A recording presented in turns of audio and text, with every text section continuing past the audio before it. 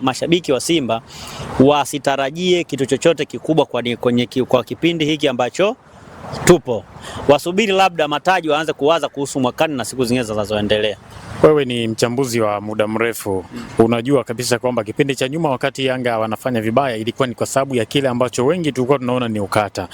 Wakati huu hapa Yanga wapo kwenye hali nzuri, lakini pia Simba pia kwenye kutofanya vizuri overall. Sasa ni nini yani? Kwa sababu tunajuaga ukata ndo shida. Haya, Simba wana pesa, shida nini? Inaonekana ndani ya Simba kuna viongozi wa binafsi, kuna wachezaji wa binafsi. Kuna kauli moja leo kuzungumza Ahmed Moroko akasema Simba wana timu nzuri sana lakini hawana umoja. Sasa nini kinachosababisha umoja kwenye timu haupo? Ni ubinafsi.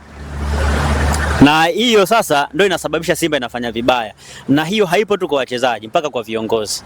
Kila kiongozi anaonekana anajiona kama ana power kuliko kiongozi mwingine. Na siku zote timu bora inaanzia kwa nani? Kwa viongozi.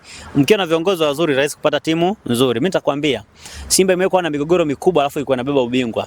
Unajua Simba kubeba ubingwa kwenye miaka minne ambao wametawala soka la Tanzania wakiwa na mwenyekiti wa muda.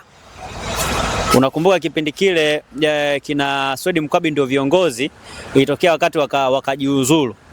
Baada ya pale Simba walimchukua Mwina Kaduguda akawa mwenyekiti wa muda, lakini bado Simba ilienda kushinda mataji. Unajua ni kwa nini?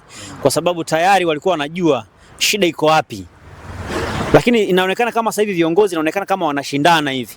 Yaani kama Mangungu anataka kuvuta huku, sio akina Magori anataka kuvuta huku, ndio maana kunaonekana kuna msigano. Hata sasa hivi inasemekana kwamba hata wachezaji ambao wamesajiliwa Mwiha hawajasajiliwa na upande wa mwekezaji, wamesajiliwa na upande wa nani? Wa Mangungu. Sasa hiyo vyote ni changamoto ambazo ziko ndani ya Simba. Nilibahatika kuwepo kwenye mkutano mkuu wa wanachama wa Simba. Namna ambao viongozi wa Simba walijibu maswali ya wanachama, wanaonekana kabisa kwamba wao wanaona kama wanaweza kila kitu.